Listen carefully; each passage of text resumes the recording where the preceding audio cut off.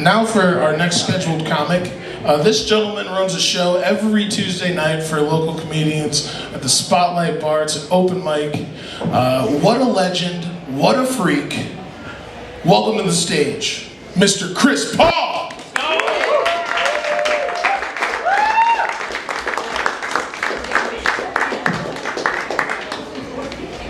Imagine risking jail to rob Bob and he's just wearing a fanny pack full of his friends' names. That's what you're in prison for. And probably I feel like he had a Capri Sun on him as well. I don't know why, but I just feel like he had one in his pocket. Are you guys all right? Okay, I was looking, is anybody here over 44? Yeah. No. One person? You're one, yeah. Okay.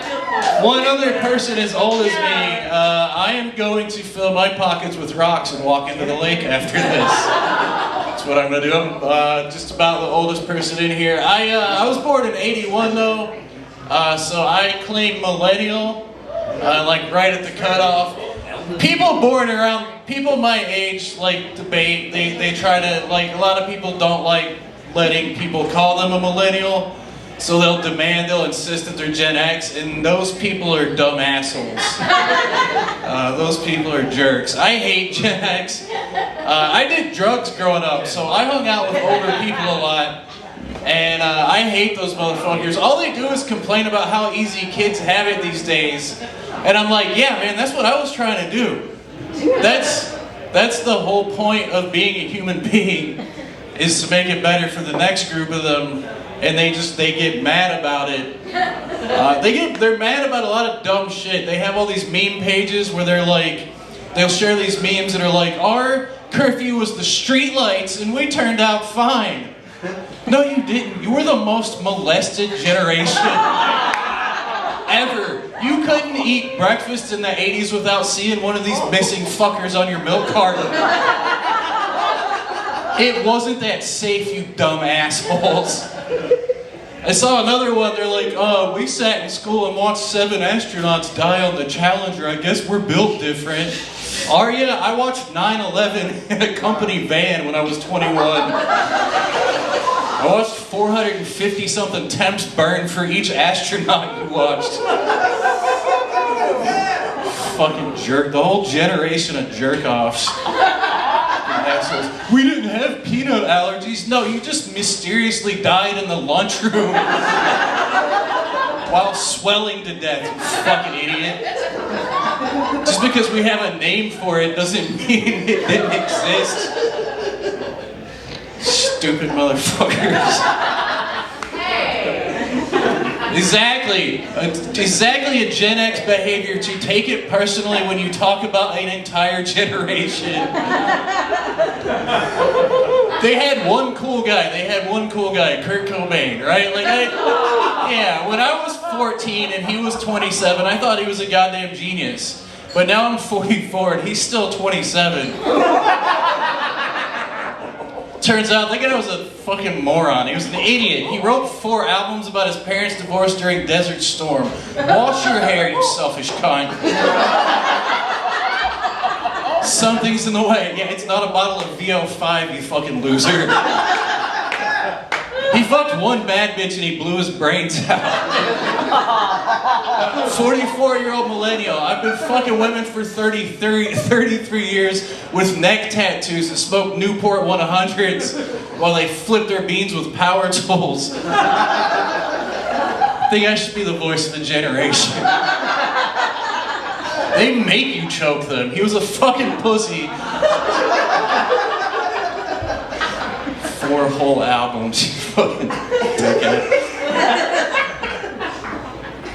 Loser ass generation.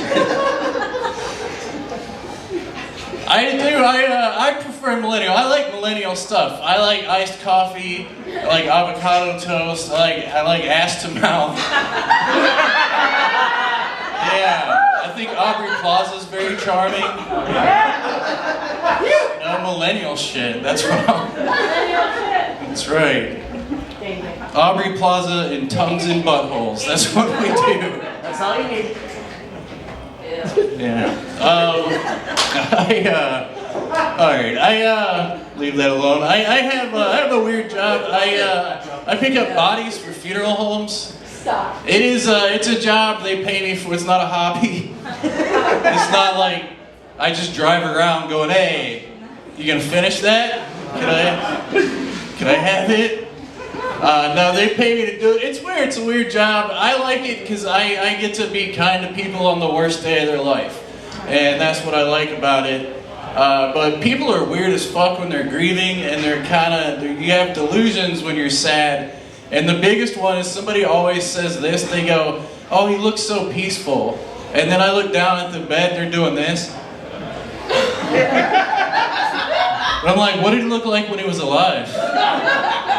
Because this is psychotic. If this was his base level, you guys are lucky. It's also not a fun, it's interesting, it's not a fun work environment. Like I don't have a work wife. Like you don't get to flirt in a morgue. There's never a good time to do that. It's always inappropriate. I go to a lot of hospice places and meet like a lot of hot hospice nurses. There's never a good time to say, okay, can you sign this body release form? And then, I don't know, maybe jot your phone number down underneath. I don't know what you're doing after this, but you're done here. I know, your day is over now. I just gotta drop this guy off and then I'm free.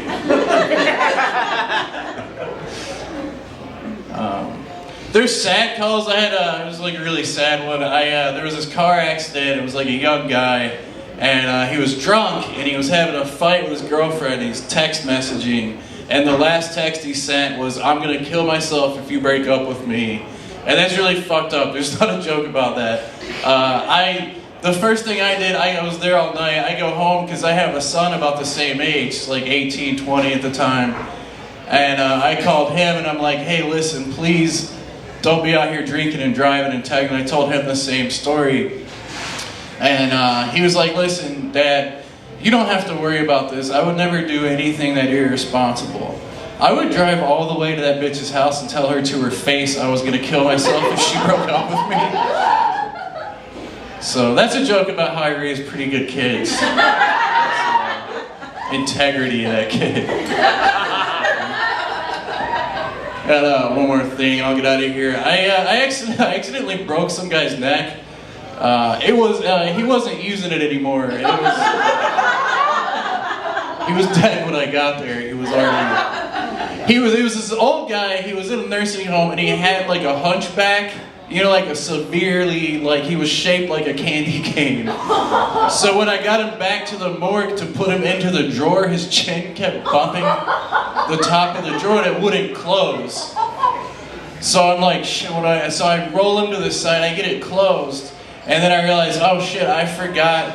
You have to put a tag on every dead person because they want to make sure I didn't sneak my own in there. And now I gotta get the drawer open to put a tag on him, but it's this situation where he's rolled back to his original position. Have you ever put a spatula in the silverware drawer? And it pops up, and now it's jamming the drawer closed, and you're just struggling with it, and you gotta reach in and do this weird S maneuver with your arm and push the spatula down, and then it snaps, and now you know what that sounds like for the rest of your goddamn life. That's what happened to his neck. And I didn't know what to do. I reverted back to my childhood. One time I kicked this chair and it broke, and I just put the pieces back together and pretended the next person to move the chair did it. So I just put a pillow under this guy's head and walked the fuck out of there. Here's the good news. I felt bad, which was a huge relief, because I thought I was dead inside. And the fact that I felt bad, it was a huge relief, because I was like, thank God I didn't get the thirst out of this deal. Like, I didn't hear that next act and go, ah, fuck, now I gotta do this for the rest of my life. This is my life until they catch me. I felt bad. I never want to do it again. Which is good, because I'm a 44-year-old divorced guy that lives alone. I'm one head injury away from being Jeffrey Dahmer.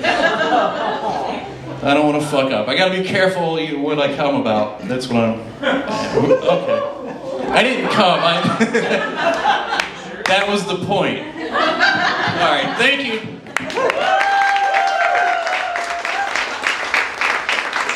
Chris Paugh! What a freak, dude. He touched a corpse today.